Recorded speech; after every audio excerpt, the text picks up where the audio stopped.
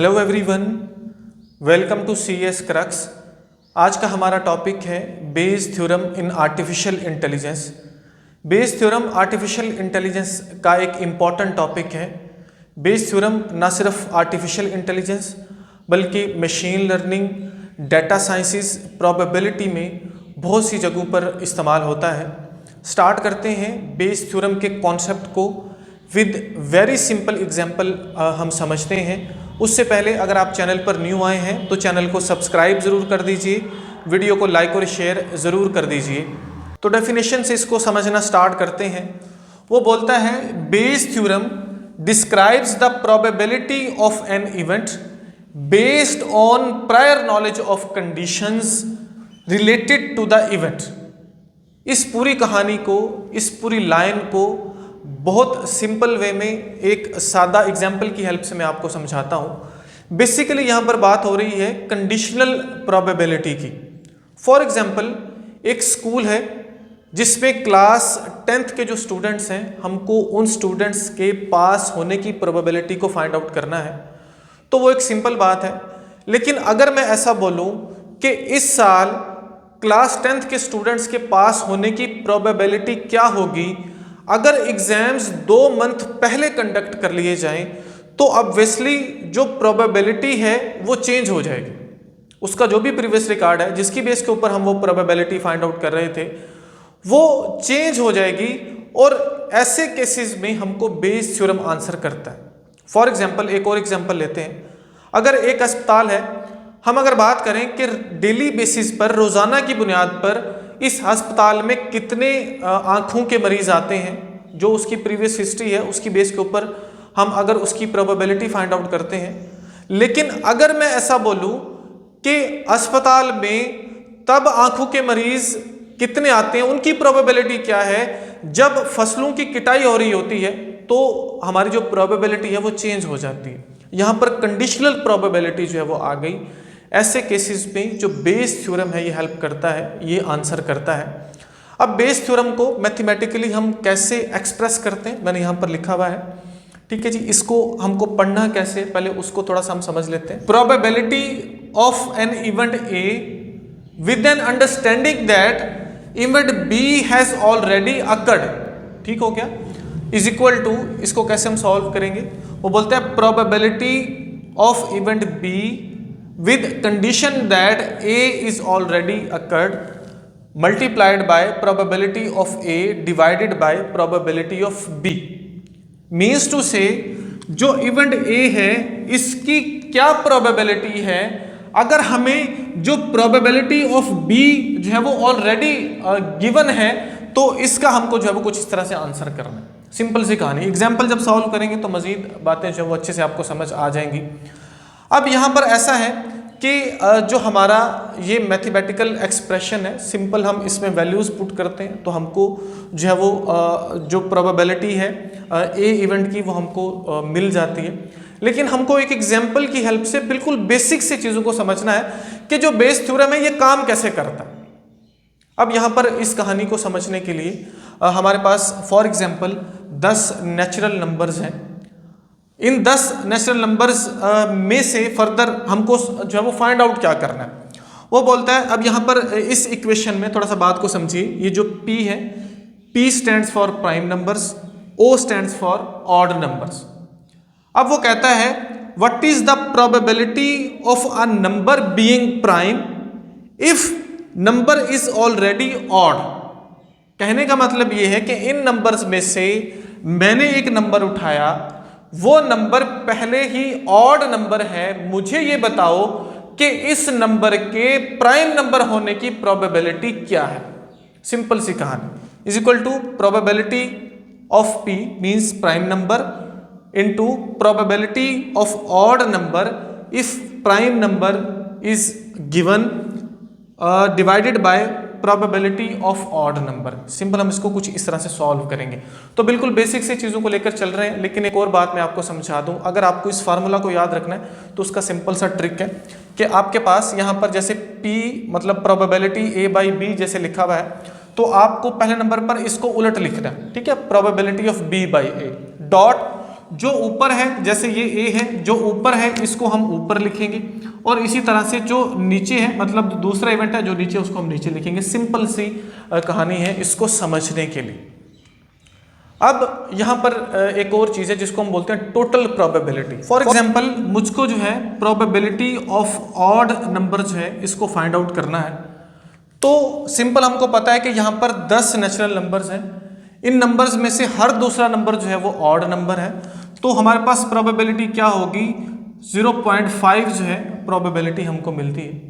तो हम सिंपल इसको फाइंड आउट कर सकते हैं, लेकिन हम इस पूरी कहानी को एक और तरह से कंसीडर करते हैं ताकि हम ये समझ पाएं कि जो बेस थ्योरम है बेसिकली ये काम कैसे करता है, इसमें चीज़ें काम कैसे कर रही हैं, उस कहानी को हमें समझना है। एट द एंड आपको सारी बात जो है वो समझ आ जाएगी। फॉर एग्जाम्पल, मैं ये कहता हूँ, एक और तरह से अगर मैं ये कहता हूँ कि ये जो 10 नेचुरल नंबर्स हैं, इनमें नंबर्स दो तरह के हैं, या तो वो प्राइम नंबर्स हैं या वो नॉन प्राइम नंबर्स हैं। अगर मैं बात करूँ कि यहाँ पर जो प्राइम नंबर्स हैं वो कौन कौन से हैं, तो इन 10 नेचुरल नंबर्स में से 2, 3, 5 और 7 ये 4 हैं प्राइम नंबर्स। ठीक है, यहाँ पर लिख लेते हैं 2, 3, 5 और 7। टोटल कितने नंबर्स हैं, 10 नंबर्स हैं। तो सिंपल हमारे पास प्रोबेबिलिटी ऑफ प्राइम नंबर्स जो है वो क्या होगी इन 10 नंबर्स की, उसको हम कुछ इस तरह से लिखेंगे 4/10। यहाँ तक बात समझ आ गई। इसी तरह से मैं ये बोलता हूँ कि हमारे पास दूसरे जो नंबर्स हो सकते हैं वो हो सकते हैं नॉन प्राइम नंबर। अब नॉन प्राइम नंबर की बात हम बाद में करते हैं, थोड़ा सा हम आगे बढ़ते हैं। अगर मैं कहूँ कि हम प्रोबेबिलिटी ऑफ ऑड नंबर को फाइंड आउट करेंगे अगर हमारे पास प्राइम नंबर ऑलरेडी गिवन है, तो उसको कैसे निकाल सकते हैं। सिंपल, हम बात कर रहे हैं इन 10 नंबर्स की। इन 10 नंबर्स में से हमको पता चल गया कि ये जो 4 नंबर्स हैं ये हैं प्राइम नंबर्स। अब इन गिवन प्राइम नंबर्स में से जो ऑड नंबर्स हैं उनकी प्रोबेबिलिटी क्या होगी। सिंपल सी कहानी, इनमें से ऑड नंबर कौन से हैं, 2 है, सॉरी 2 नहीं है, 3 है, 5 और 7, ये 3 है। तो इनको यहाँ पर हम लिखते हैं 3, 5, 7। तो इनकी प्रोबेबिलिटी हमारे पास सिंपल क्या बनेगी, 3/4। ठीक हो गया, यहाँ तक बात हमारी क्लियर होगी। अब बढ़ते हैं और नॉन प्राइम डायरेक्शन की तरफ बढ़ते हैं। अगर मैं कहूँ probability of non prime number क्या होगी। ठीक है, अब यहाँ पर जो हमारे पास 10 नंबर्स थे उनमें से 4 नंबर्स जो हैं वो हैं प्राइम, तो ऑब्वियसली जो बाकी के 6 नंबर्स होंगे वो होंगे नॉन प्राइम। वो बाकी के नंबर कौन से हैं, पहले नंबर पर जो है वो 1 है, इसी तरह से 4, इसी तरह से 6, 8, 9 और 10। ये जो हमारे पास 6 नंबर्स हैं ये हैं नॉन प्राइम नंबर्स। तो इनकी प्रोबेबिलिटी क्या होगी, सिंपल, तो ये होगी 6/10। यहाँ तक बात होपफुली समझ आई होगी।